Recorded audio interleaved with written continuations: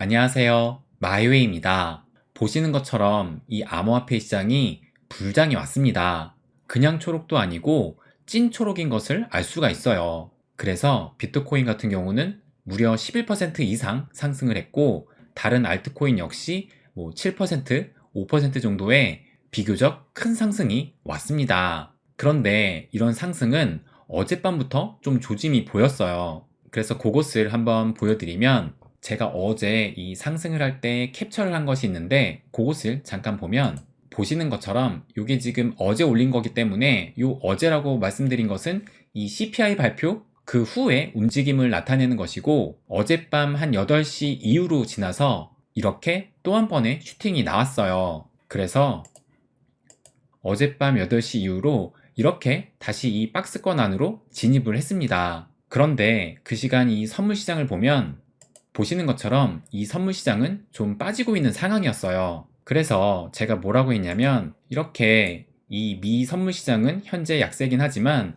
또 얼마든지 뒤집어질 수 있는 수치라고 말씀을 드리면서, 만약 이 미 증시가 오늘 양봉 마감을 하게 되면 투심이 생각외로 뜨겁다고 여길 수도 있겠다라고 이렇게 말씀을 드렸습니다. 그리고 장이 시작됐는데, 보시는 것처럼 처음 장이 시작됐을 때는 마이너스로 출발을 했습니다. 그런데 시간이 갈수록 이렇게 상승을 했다는 것을 알 수가 있어요. 그래서 이 비트코인 역시 보시는 것처럼 어젯밤 8시 이후로 이렇게 상승을 한 이후로 어느 정도 행보를 거치다가 새벽 3시 이후로 해서 이렇게 더 급등을 한 것을 알 수가 있습니다. 그래서 이 일본 기준으로 보게 되면 대략 한 일주일 정도 전에 이렇게 박스권을 하방으로 이탈을 했다가 불과 어제 하루 만에 이 박스권을 다시 진입을 하더니 바로 이렇게 이 박스권 상단까지 돌파를 해버렸습니다. 그래서 지금은 이 박스권을 상방으로 돌파한 상황이고, 그래서 좀 시계열을 길게 보면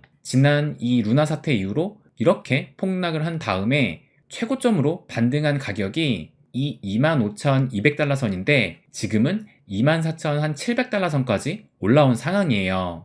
그래서 아마 이 지금 25,200달러 선이 저항선으로 작용을 할 것 같고, 그리고 이 저항선마저 뚫는지를 한번 지켜봐야 될 것 같습니다. 그래서 결국에 이 비트코인도, 그리고 이 미 증시뿐만 아니라 보시는 것처럼 전 세계 증시 모두가 이렇게 빨간색으로 전부 상승했다라는 것을 알 수가 있어요. 그만큼 지금 전 세계 자산 시장이 좀 예사롭지 않다고 보여지고, 다시 이 섹터별로 좀 구별해서 보면 전반적으로 좀 초록색이 많이 보이는데, 그런데 또 작년에 이 인플레이션 수혜주였던 이 에너지 섹터와 이 헬스케어 섹터가 유난히 어제 떨어졌다라는 것을 알 수가 있습니다. 그만큼 이 시장은 작년과 다르다라는 시그널을 계속 보내고 있다라고 저는 생각을 해요. 그렇다면 어제 이런 상승에 어떤 호재거리가 있었냐? 그것을 살펴본다면 오히려 반대였다라고 저는 생각이 들어요. 어제 이 미국장이 열리기 1시간 전에 보시는 것처럼 이 10시 반에 이 미국의 소매 판매 지수가 발표가 됐는데,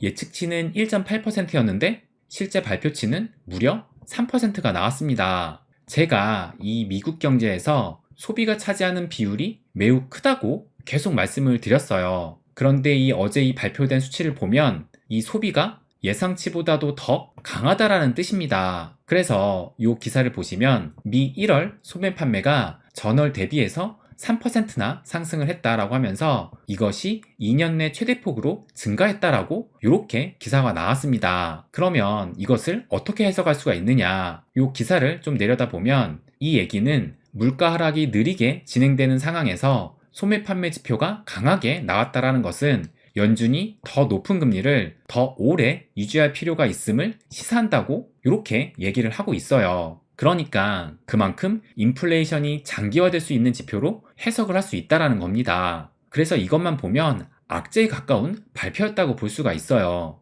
그렇기 때문에 이 미 증시는 장 초반에 이렇게 하락으로 시작을 했다고 생각을 합니다. 그런데 시간이 갈수록 계속 이렇게 상승을 하면서 결국 양봉으로 마감을 했어요. 그렇다면 이것이 무슨 뜻일까?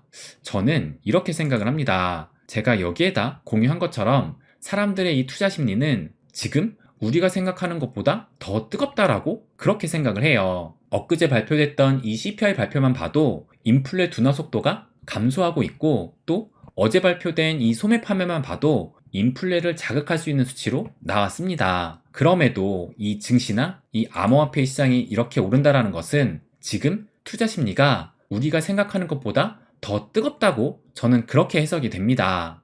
그렇다면 이것이 정상일까? 그것을 좀 생각해 본다면 객관적으로 시장을 바라볼 때는 정상은 아니라고 생각이 듭니다. 그래서 제가 어제 올렸던 영상 이 예상한 충격은 충격이 아니었고 투자 심리는 확연히 확인됐다. 이 영상에 한 댓글이 달렸어요. 그것을 잠깐 좀 읽어드리면 조금 걱정되는 부분이 많습니다. 과연 미국 증시의 상승과 비트코인의 상승이 인플레이션이 잡히면 생각대로 올라갈 수 있을까요? 실적과 여러 가지 요인이 있을 텐데 단지 금리 인상을 멈추고 아직 인하도 아님 이렇게 계속 상승 중인 건 거품으로밖에 보이지가 않네요. 쉽사리 상승을 말할 수가 없는 상황 같습니다. 그리고 또 추가적으로 댓글을 또 남겼는데 심지어 나스닥보다 비트가 힘이 더 좋고 비트보다 알트들이 더 힘이 좋고 주식에서도 밈 주식들이 벌써부터 뜨기 시작하는 건 걱정해야 할 부분이 아닌가 싶네요 라고 이렇게 댓글을 남겨주셨어요. 그런데 이 말이 충분히 일리가 있는 말입니다. 지금 객관적인 상황을 보면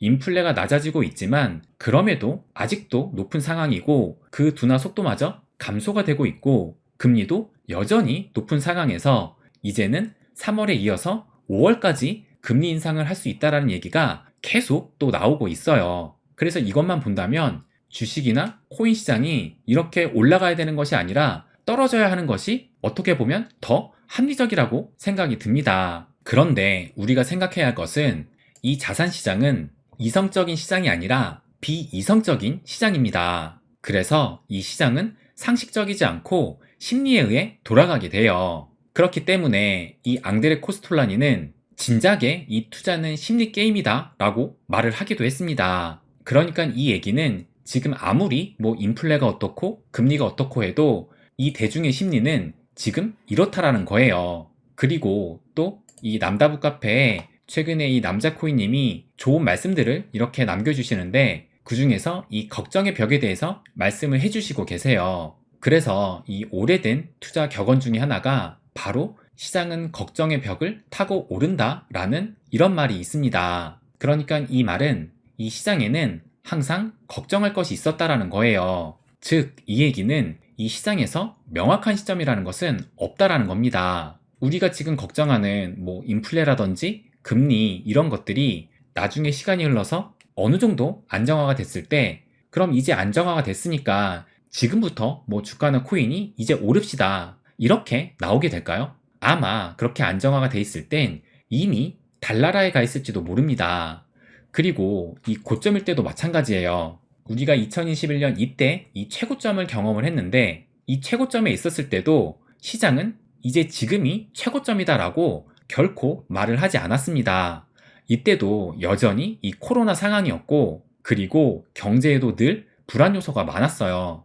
그렇기 때문에 이렇게 올랐어도 지금에 있는 이 불안한 요소들이 어느 정도 좀 상황이 나아지면 이거보다 더 크게 한 방이 있을 것이라 생각을 했고 그리고 그때 다들 엑시트 하겠다라는 그런 생각을 갖고 있었습니다. 그렇기 때문에 많은 분들이 이때 탈출을 못한 걸 거예요. 그러다가 오히려 이런 대폭락장을 맞이를 한 겁니다.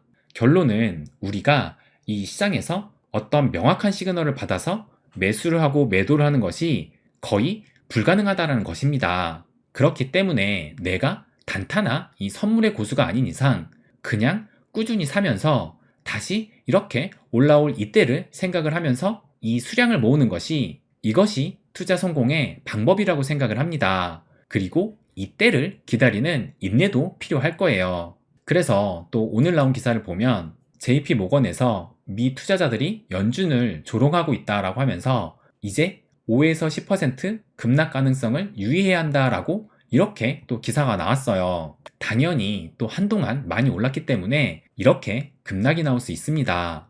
영원한 상승도 영원한 하락도 없으니까 당연할 거예요. 그렇다면 이런 하락이 온다고 해서 이제는 더 이상 두려워해서는 안 될 시점이라고 생각을 합니다. 다시 차트를 보면 우리는 지금 이때보다 더 높이 갈 수 있는 시장에서 현재는 고작 여기 있을 뿐입니다. 네, 그럼 오늘은 여기까지 하겠습니다. 항상 제 이야기 끝까지 들어주셔서 감사드립니다. 부자가 되는 길, My Way.